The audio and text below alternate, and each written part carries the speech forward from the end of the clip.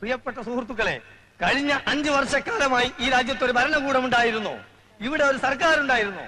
ഇവിടെ ഒരു മുഖ്യമന്ത്രി ഉണ്ടായിരുന്നോ എന്ന് ചോദിക്കാൻ ഞാൻ ആഗ്രഹിക്കുകയാണ്.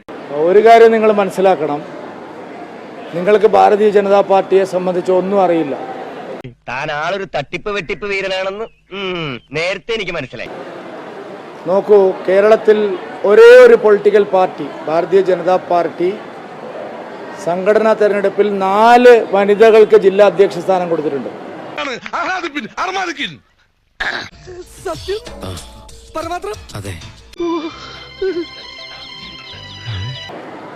കേരളത്തിലെ ഏതെങ്കിലും ഒരു പൊളിറ്റിക്കൽ പാർട്ടി, CPM ആവട്ടെ കോൺഗ്രസ് ആവട്ടെ, CPMന്റെ ഏതെങ്കിലും ഒരു ജില്ലാ സെക്രട്ടറി വനിതയുണ്ടോ? ഏതെങ്കിലും ഒരു DCC പ്രസിഡന്റ് ഇപ്പോൾ കേരളത്തിൽ വനിതയുണ്ടോ? കളിപ്പിക്കുമ്പോ ഒരു പുതുമ വേണ്ടേ?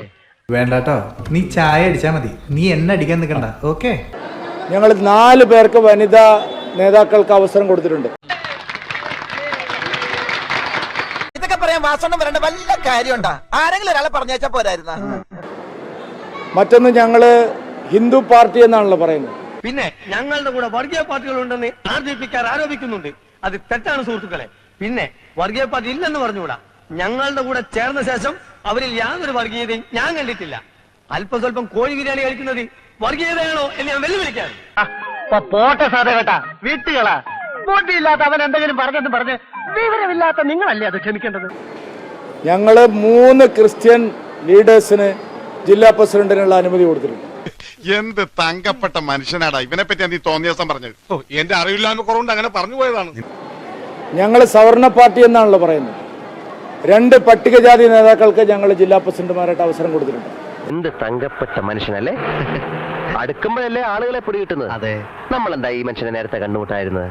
എല്ലാ കാര്യത്തിനും അതിൻ്റെതായ ഒരു സമയമുണ്ട് ദാസ. ഈ മൂരാച്ചികളെയൊക്കെ വിറ്റ് കാശ് നമ്മുടെ കയ്യിലില്ലേ ഗോപാല? ഇത്രയും ഇൻക്ലൂസീവായിട്ടുള്ള ഒരു ജില്ലാ കമ്മിറ്റി പുനഃസംഘടന കേരള BJPയുടെ ചരിത്രത്തിൽ ഇന്നേ വരെ ഉണ്ടായിട്ടില്ല. നിങ്ങൾ എന്ത് വെറുപ്പിക്കലാണ്? ഭയങ്കര വീട്ടിലാണല്ലോ നിങ്ങള്. ഇത് നിങ്ങൾക്ക് നിങ്ങളെ വീട്ടില് വെറുപ്പിച്ചാ പോലെ. ഞങ്ങൾ എടാ എന്റെ അപ്പൻ ആരാണെന്ന് അറിയാമോ? ആരാ? പ്രധാനമന്ത്രി ശ്രീ നരേന്ദ്രമോദിയുടെയും BJP അധ്യക്ഷൻ JP നഡ്ഡയുടെയും ആശീർവാദത്തോടു കൂടിയാണ്, അവരുടെ അനുമതിയോടുകൂടിയാണ് എല്ലാ ജില്ലാ പ്രസിഡന്റുമാരുടെ കാര്യത്തിലും തീരുമാനമെടുത്തത്. എന്ത് കാര്യത്തിനാണിത്? ഒരു സുഖം, ഒരു മനസുഖം. ഒരാളെ തെറ്റിച്ച് കുടുംബത്തേക്ക് ഒരു സുഖം, തമ്മിലടിപ്പിക്കും ഒരു സുഖം. എന്റെ സ്വഭാവം എനിക്ക് അറിയാല. അതിനെതിരായി സംസാരിക്കാൻ ഒരാൾക്കും അവകാശമില്ല. അങ്ങനെ ആരെങ്കിലും സംസാരിച്ചാൽ അവരെത്ര ഉന്നതരായാലും അവർ പാർട്ടിക്കകത്തുണ്ടാവില്ല. ഇവൻ ആള് ജഗജാല കില്ലാടിയല്ലേ, അതുകൊണ്ടല്ലേ എല്ലാം ഞാൻ ഇവനെ തന്നെ ഏൽപ്പിച്ചത്. പിള്ളേരല്ലേ പുണ്ണാക്കല്ലേ എന്ന് വിചാരിക്കും തോറും തലേ കയറി പൊറോട്ടടിക്കുക. അതിനപ്പുറത്ത് ആർക്കും സംസാരിക്കാനുള്ള അവകാശമില്ല. BJP വളരെ കൃത്യമായിട്ടുള്ള കണക്കൂട്ടലുകളോടെയാണ് എല്ലാ ജില്ലകളിലും അധ്യക്ഷന്മാരെ നിശ്ചയിച്ചിട്ടുള്ളത്. സത്യം പറഞ്ഞ ആശാനെ കഴിവെച്ച് നോക്കുമ്പോ ആശാൻ ഈ ലെവലിലൊന്നും അറിയപ്പെടേണ്ട ആളല്ല, കുറച്ചും കൂടി ലോ ലെവലിൽ അറിയപ്പെടേണ്ട ആളാണ്. ഇത്രയും സമീകൃതമായ ഒരു ലിസ്റ്റ് ഇതിനു മുമ്പ് ഒരിക്കലും കേരളത്തിൽ ഉണ്ടായിട്ടില്ല. നീയേ ബുദ്ധിമാനായിക്കോ, പക്ഷെ മറ്റുള്ളവരെ അങ്ങ് വെറും മണ്ടന്മാരായി കളയരുത് കേട്ടാ. ആ ലിസ്റ്റ് മാത്രമേ പ്രാവർത്തികമാവുകയുള്ളൂ. നിങ്ങൾ സ്വപ്നം കാണുന്നതൊന്നും ഇവിടെ നടക്കാൻ പോകുന്നില്ല.